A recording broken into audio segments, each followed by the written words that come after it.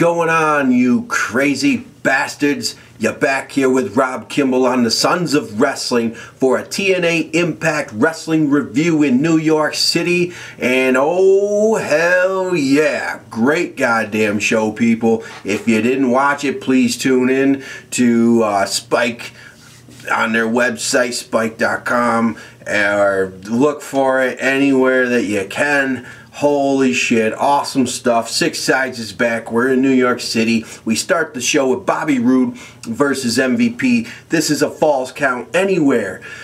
Bobby Roode comes to the ring. MVP's music hits. MVP does not appear. So Kurt Angle's backstage, goes in, finds MVP, and he refuses to go out there. He's got a torn meniscus. He cannot compete. He will not go out there. Bobby Roode does not like this, goes to the back, finds MVP, and he introduces him to his fist to start this off. And we get a bunch of exchanges, mainly Bobby Roode to MVP, on the way through the crowd to the ring.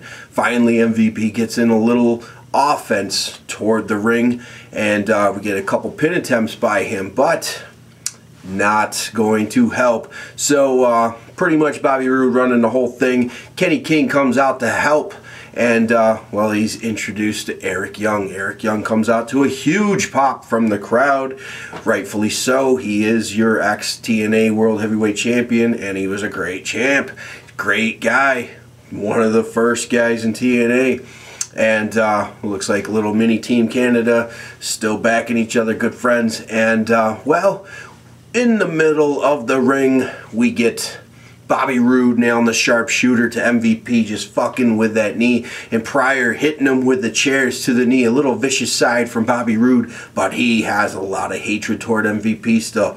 So this is really cool. Where does Bobby Roode go from here? Comment below. What happens with MVP? Does he need another surgery? Is that why he just went all out like Kurt Angle, like I said in an earlier video? Or is he healing? Is he okay now? I don't know. Seemed pretty good. He put a lot of weight on that knee throughout this match. Then we go on to Dixie Carter backstage, and basically she's saying, you know, it's Bully that's going to be going through a table tonight. So she's got a promise to back up here, just as Bully's been promising to put her through a table. Then Jeff Hardy comes out. He says Willow heard Kurt Angle. He heard the fans, and Willow allowed Jeff Hardy to come back. So Jeff Hardy's there, but it's not the last that you have seen of Willow. So, and he wants to talk about the future. And that future is his brother, Matt Hardy. Matt Hardy is back in TNA, came out, he was invited to the NYC tapings, and great ovation from the crowd. Matt Hardy comes out, he does explain the past, how he apologized to the crowd, he apologized to his brother for what happened when he was let go from TNA in the past. He had some demons, and he conquered them. It took a while, it took a lot of work, and that's just the way that works out. But he's done the right thing, and he's moved on, and here he is today reforming the Hardy Boys, and that he has one thing on his mind: the Tag Team Championship, and he wants to do that again. And they want one more tag champion run, and Wolves come out. The Wolves were like, you know what, you were the best, but we want to challenge you because we want to be the greatest. So at Destination X, Tag Team Championship, Hardys versus the Wolves. Money, man. Comment below, how do you think this is going to roll? Awesome shit. Like it, and I can't wait for Destination X. Then we have Aries backstage, and he's teasing his answer that he's going to give about option C, which is good. Aries always keeps you guessing. Really good shit. And we have Robbie E. He's back. A lot of people gave a fuck. So, and well, the bromans, they're out there just getting heat. And we have another return. Loki. Hell yeah, awesome. Comes in 100 miles an hour. This guy is just moves. Puts on a little fucking match here, and he ends up beating DJZ pretty easily. DJZ did get in some offense because, like I said, DJZ is a great competitor in the ring. I like his style. And the X Division's turning it up. What do you guys think? Destination X? Is it going to be badass? You betcha. Awesome shit. So, And then we move on to Gunner and Samuel and backstage. Anderson shows up and tells them to Gunner, just remember we have a match tonight, because they were just bullshitting.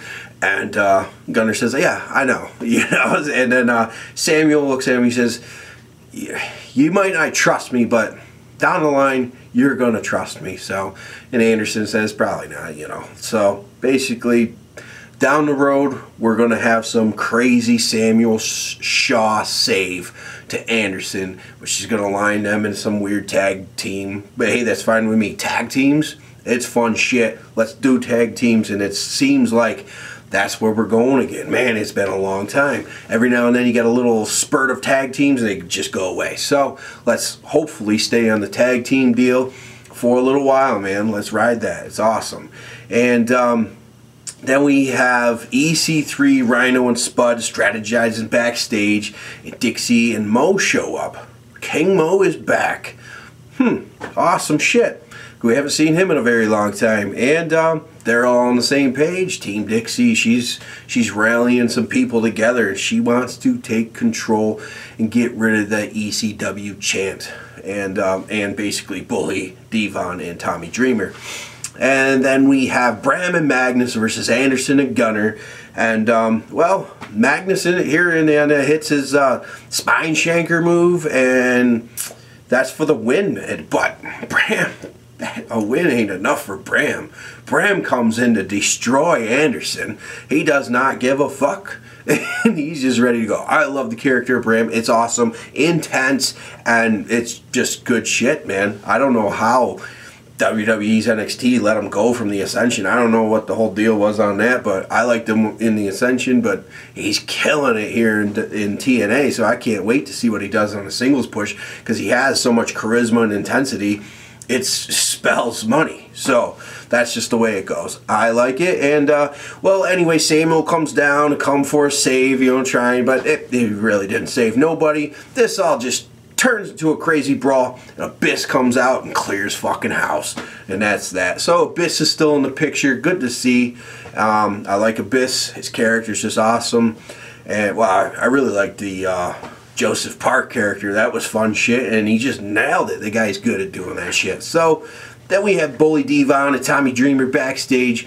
Bully's just basically, man, I need to put Dixie through a table. I've got a promise to the people. It's just, we need to, she's evil. That's, the crowd hates Dixie. Basically, everybody hates Dixie. So, and he's just working that up, and it's good shit. Then we have Kurt Angle coming out, and he calls Austin Aries down, and he wants to know where he stands with his TNA X Division title. Is he going to cash it in? And, well, Aries, you know how he goes. So he goes to start to talk, but he's cut the fuck off by Lashley's music. MVP and Lashley come to the ring. MVP does all the talking. Thank you for all of your kind words, Bobby Lashley, because you didn't say one fucking word. And, well, MVP says what he has to say, and he tries to convince Aries to not cash in. And that makes him seem a little worried that maybe Aries can take this. So Bobby Lashley should be thinking about that in the end. Why is he trying to diffuse this little man, which is Austin Aries, to not challenge him in the world title picture? So anyway, Austin Aries cuts a killer promo. A very, very awesome promo, and a lot of heart toward the X Division. So it was awesome to see, and he cashes in. And I can't wait for that match coming up at Destination X next week. Really cool shit. And, well, Bobby Lashley, he just stares him down, puts his hand down, but really, Austin Aries. Oh, and he says, if he is to become TNA World Heavyweight Champion, he's going to make an option D. So any X Division champion at the time, at any given moment, can cash in for a TNA World Heavyweight Championship at any moment. Very cool idea. Let's see what happens down the road. Then we have Gail Kim versus Taryn Terrell. And they are, they have some of the greatest matches in the Knockouts division. hands down. So a little ring rust from Taryn Terrell, especially now in the 6 side. She's been gone for a year. You know, she gave birth to a child, and she's just coming back. And, well, anyway, Gail Kim's running the whole show pretty much. But in the end, Taryn Terrell does come back, does a little bit of offense, and as she's starting to look like she's on fire, the beautiful people come in and muff this shit up. They interfere, DQ, that's that. So we didn't get a real clear-cut win, so Gail Kim's still champion, which is fine by me. Then we have the Great Muta making a rare appearance in New York City for a match. He's ready to go. Robbie E comes out pissed off. He gets his grand entrance, and, you know, where's his grand entrance? He's a little pissed off. So we get a match. Great Muta accepts, and right off the bat, green mist. Right in Robbie E's face, and Muta hits some fucking corkscrew elbows, and just looks like he's 35 years old. Oh my God. Muta. Yeah, it was a very short match. He crushed Robbie E, which deservingly so. And, well, after the victory here, we hit James Storm's music. Comes down to the ring, calls him the Great Fraud, and he comes into the ring and, well, doesn't like this shit. Tells him that we don't spit mist in people's faces where I'm from in Tennessee, and takes a big gulp of beer. Beer all in Muta's face. Pretty cool shit. Sonata comes for the save, and with a steel chair, and he comes to his aid while James Storm leaves. Then Muta stands up and he's ready for a fight, but Sonata snaps and busts the chair over the back of the Great Muta, and then he hits a moonsault after he sprays red mist into his face.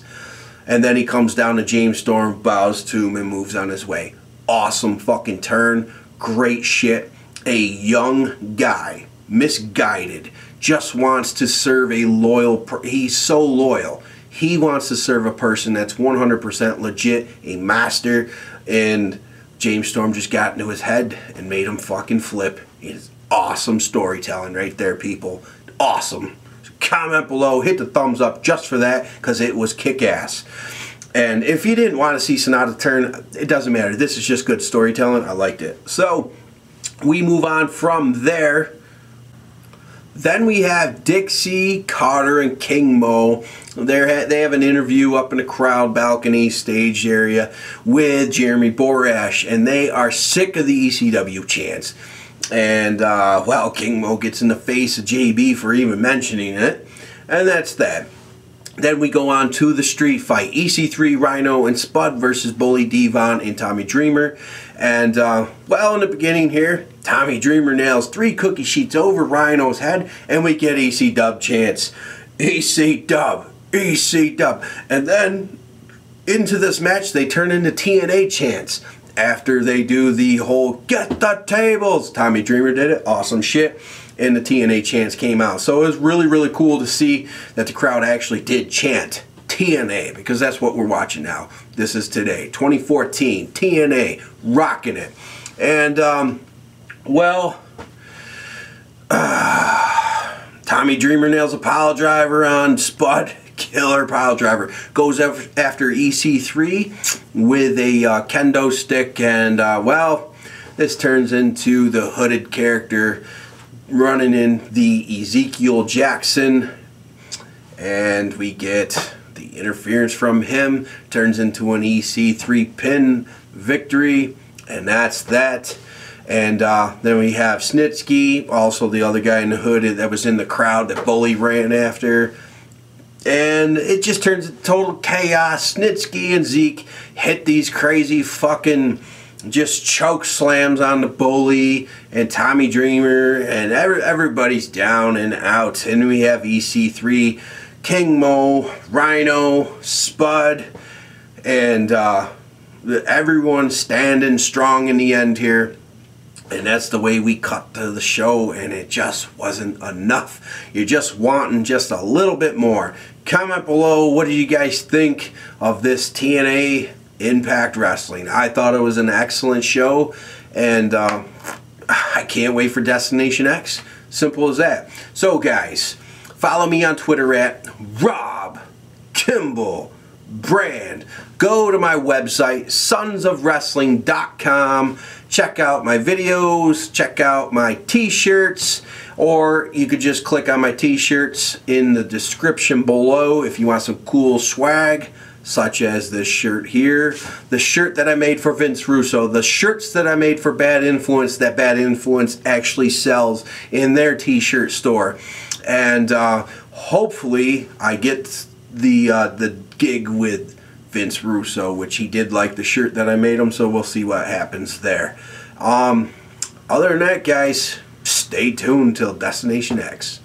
Peace.